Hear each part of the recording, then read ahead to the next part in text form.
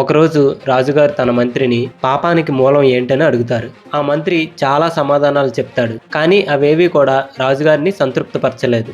అప్పుడు రాజుగారు ఇలా అంటారు, సరైన సమాధానం కనుక్కోవడానికి నేను మీకు 1 నెల టైం ఇస్తున్నాను. ఈలోగా మీరు సమాధానం కనుక్కోలేకపోతే మీ మంత్రి పదవిని వదిలేయాలని చెప్తారు. ఇది విన్న మంత్రి చాలా టెన్షన్ పడి సమాధానం కోసం అన్ని గ్రామాలు తిరుగుతూ ప్రతి ఒక్కరిని అడుగుతూ ఉంటాడు. దాదాపుగా నెల పూర్తయ్యే సమయం వచ్చేస్తుంది. అప్పుడు ఆ మంత్రి అడవిలో ఒక వ్యక్తిని చూస్తాడు. అతన్ని కలిసి రాజుగారు అడిగిన ప్రశ్నకు సమాధానం అడుగుతాడు. ఇది విన్న ఆ వ్యక్తి, నేను ఒక దోపిడీదారుణ్ణి, సైనికులకు భయపడి నేను ఇక్కడ దాక్కున్నాను.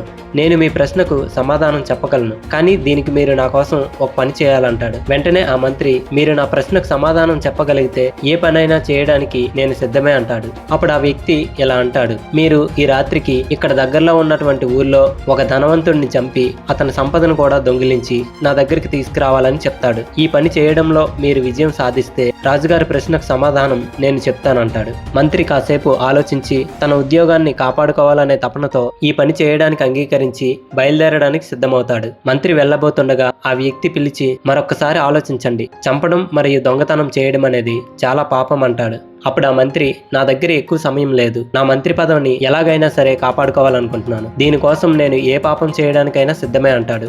ఇది విన్న ఆ వ్యక్తి, మీ ప్రశ్నకు సమాధానం ఇదే, మీ దురాశే పాపానికి మూలం. ఆ దురాశ వల్లనే నీ పదవి కోసం హత్య చేయడానికైనా దొంగతనం చేయడానికైనా సిద్ధపడ్డావు. ఏ వ్యక్తి అయినా సరే వాడిలో ఉన్న దురాశ కారణంగానే పాపం పనులు చేస్తాడని చెప్తాడు. వెంటనే మంత్రి ఆ వ్యక్తికి కృతజ్ఞతలు చెప్పి రాజుగారి దగ్గరికి వెళ్లి ఈ సమాధానాన్ని చెప్తాడు. రాజుగారు మంత్రి చెప్పిన సమాధానానికి సంతృప్తి చెంది అతనికి బహుమతులు ఇచ్చి మంత్రి పదవిలో కొనసాగిస్తాడు.